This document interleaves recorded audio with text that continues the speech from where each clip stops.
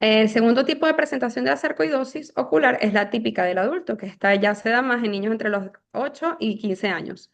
Esta sí presenta manifestaciones multisistémicas y sí presenta la enfermedad pulmonar característica, a diferencia de la anterior, y esta es combinada o se presenta con uveitis anterior o con panuveitis.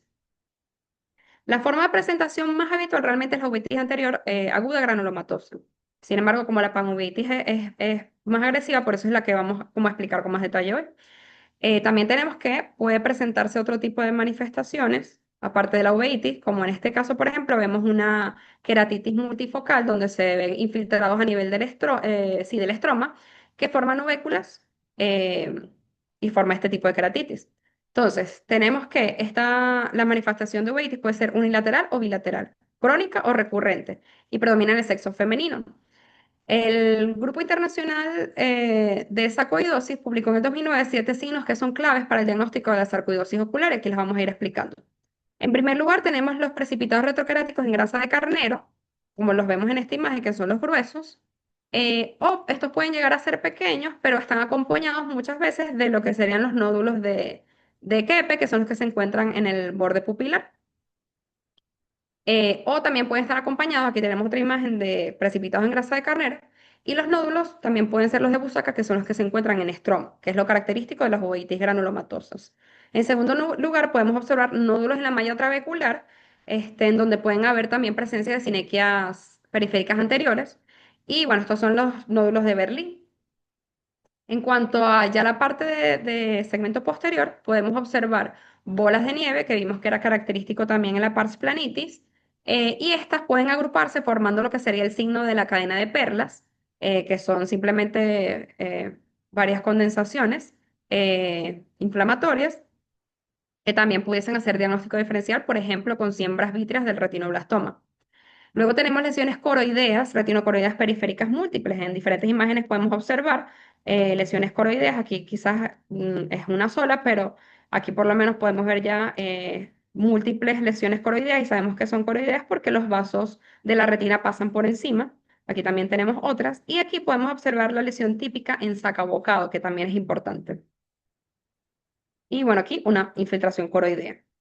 Tenemos la periferitis nodular, ¿ok? Donde vamos a observar vasos con envainamiento, donde se produce una extravasación que es muy característica, que se denomina el signo de la gota de cera, porque tiene forma como si estuviese la cera precisamente allí. Ok. Y por último, bueno, no es una de las últimas, pero una de las últimas, los nódulos o granulomas que se encuentran cerca de la papila óptica. O puede haber también nódulos coroideos solitarios. Importante en estos casos, bueno, a pesar de que se mencionó que puede ser unilateral, realmente el IWOS menciona que uno de los signos más característicos es que sea bilateral y también puede haber otras manifestaciones oculares como granulomas en la conjuntiva, granulomas en la piel, como en el párpado, pero en este caso vemos una imagen de una infiltración de la glándula lagrimal. En cuanto al diagnóstico, la prueba cutánea de la tuberculina tiene que ser negativa, precisamente porque es un diagnóstico diferencial de tuberculosis.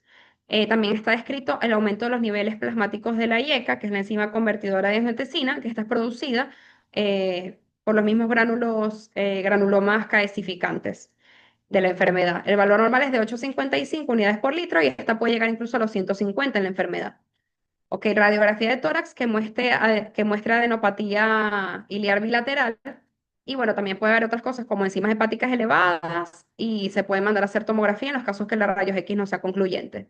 El IWOS, asimismo, para identificar la patología ocular, describe cuatro escenarios donde tenemos, por ejemplo, la sarcoidosis definitiva, se da por una biopsia confirmada con una uveitis compatible.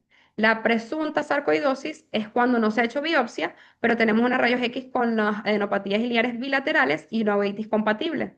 La probable es donde no hay biopsia ni la rayos X confirmatoria, pero sí se cumplen tres criterios de los signos oculares y por lo menos dos pruebas de laboratorios positivas. Y la posible, cuando la biopsia pulmonar es negativa como tal, pero hay cuatro signos oculares presentes y por lo menos dos pruebas de laboratorios positivas. Ahora vamos a pasar al VKH, que esta es una enfermedad autoinmune multisistémica idiopática que está caracterizada por inflamación de tejidos que contienen melanocitos, como lo es la uvea, el oído y las meninges. Eh, Ella afecta principalmente a la raza hispana o japonesa y aquellos que posean pigmentación de piel. Es de incidencia muy baja en la edad pediátrica, y se produce sobre todo en sexo femenino y en una edad promedio de 10 años, entre los 8 y 14 años.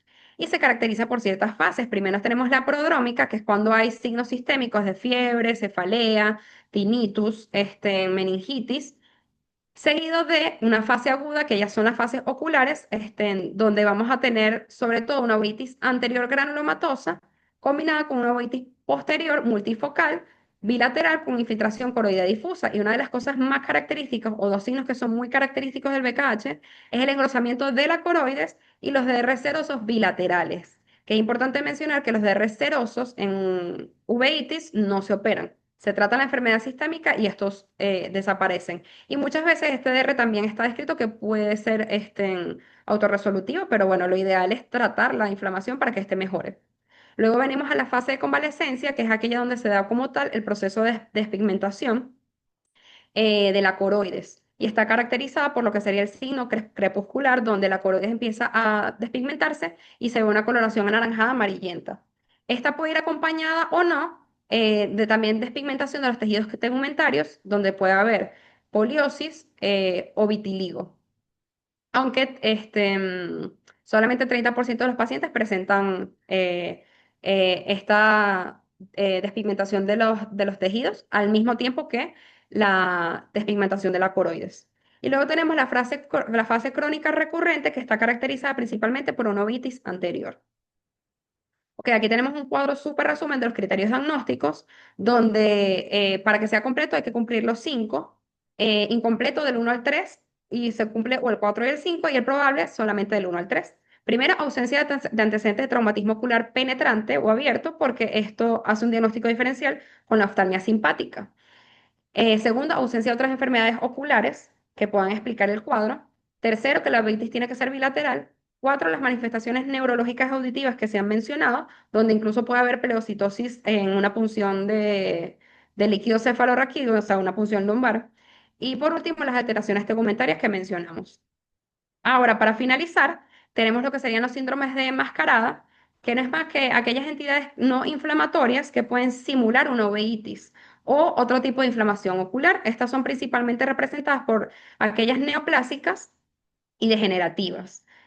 Aquí tenemos un pequeño resumen de las quizás más importantes, donde podemos ver los signos característicos en la leucemia y en el retinoblastoma. Pues puede haber celularidad, puede haber flare y puede haber pseudohipopium, que es importante recordar que el pseudohipopium es aquel donde no se produce por una infección, sino por inflamación. Y en lugar de haber leucocitos, lo que va a haber es fibrina.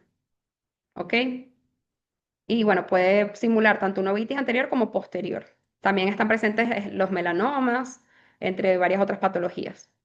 Tenemos aquí una imagen de un retinoblastoma que hizo siembras vítreas que pasaron luego a un moro acuoso y generaron un pseudihipopio, como podemos observar aquí, y en segmento posterior, esas siembras vítreas están generando haze vítreo, y por eso es que hace un síndrome de enmascaramiento con las uveitis. Y bueno, muchas gracias.